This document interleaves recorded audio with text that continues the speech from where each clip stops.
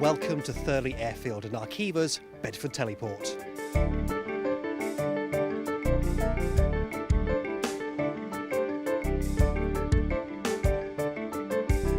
So I'm joined by Adrian in this very unusual building. Adrian, tell us about the site. The site, as you can see, is quite an old site. The building here was used during the war. It was in use for research and development after the war and lay essentially dormant until we started here on site in about 97, 98. And we now have a new MCR. Yeah, the MCR project has been a big move for us. Essentially a redesign of the control room, reopening the control room. It's been built very much along the similar lines to the Chalfont Grove MCR. So we've been able to draw a lot on the experiences of the people that are involved in that to ensure that we get a lot of it built right the first time. The majority of people on site here work shifts. It's only a technical site, so essentially that's the reason there aren't that many people here. The MCR itself is a team of 10, of which we're working two-man shifts, very similar position to most MCRs, I would imagine. As with a lot of the sites, we've got a good mix of services here.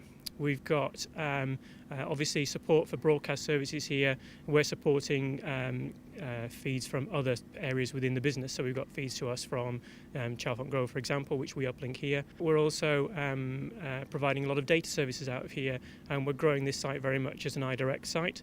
So there's a lot of iDirect customers running their traffic through here, along with general IP, wide area network connectivity, that sort of thing. When we arrived here on site, it's really hard not to notice that there are sheep running around the antenna field. Why are there sheep on site? The area that we're in is a site of special scientific interest as far as Bedfordshire County is concerned, and that's one of the reasons why we have sheep on site here.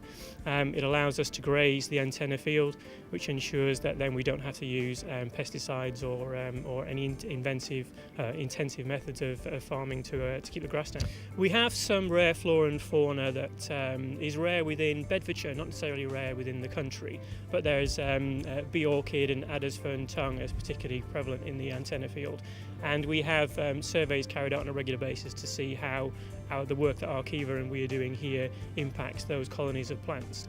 There was a pond created on site that allows us then to provide a living area for certain species, and again that's done in conjunction with the council.